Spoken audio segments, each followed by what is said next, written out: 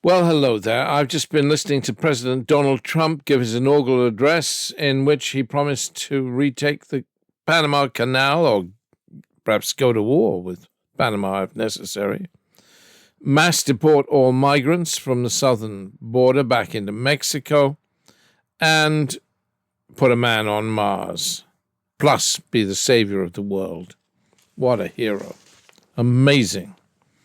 Now, meanwhile, back at the ranch, what he didn't mention in his inaugural arrest, it's a Freudian slip, forever there was one, in his inaugural address was the issue of Ukraine, although he has said it's a priority for him. And if his team is to be believed, it is a major priority for him. It's the seminal issue, the key issue he wants to get sorted swiftly to prove that he's a peacemaker. Well, Mr. Trump, should you be listening, here's a recipe for dealing with Ukraine. What we need, I assure you,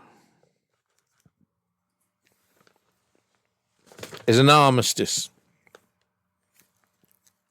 That's not a ceasefire. We have a ceasefire between Israel and Hamas. A ceasefire means a pause in the fighting. I can come back and thump you later. Nothing permanent about that. I mean, maybe, by the grace of God, there may be something more permanent, but it's not definite by any means.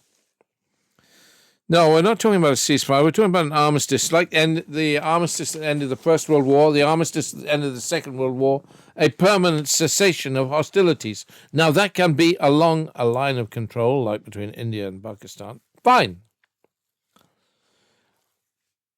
What's the recipe in terms of Ukraine?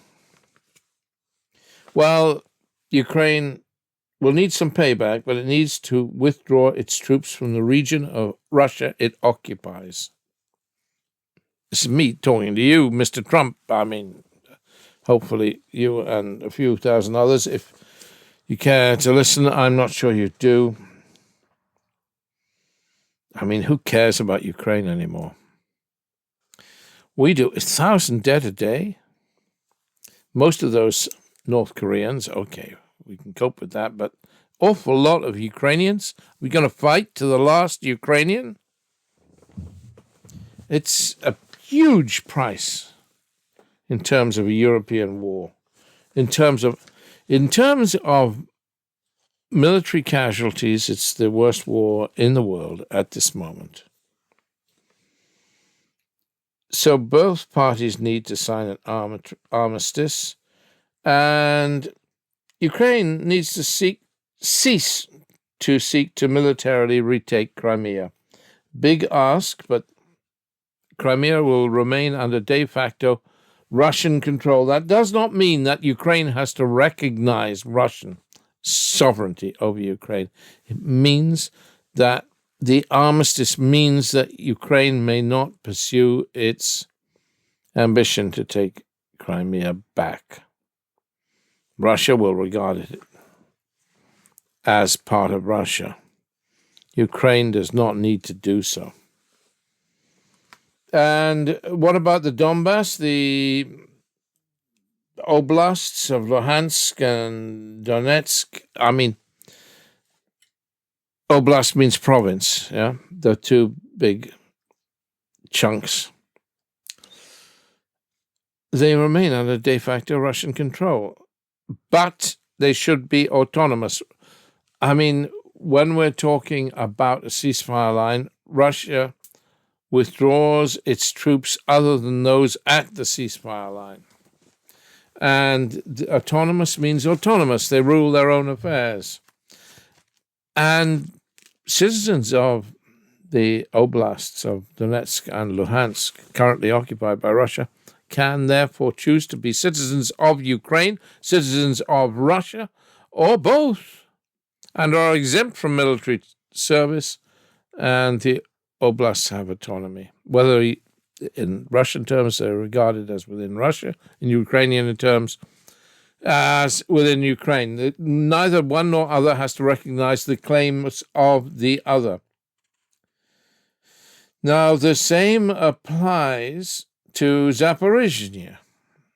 You know, remember the famous nuclear power station that's there. Zaporizhzhia, yeah, that town, its associated oblasts, will be recognized as an autonomous region of Ukraine and an autonomous region of Russia by Russia. It's fine. Shared sovereignty again, but except you don't recognize the shared sovereignty, you just have an armistice on that basis. Now, as for Kherson and its associated oblast, that's just above Crimea, you know, the province above Crimea,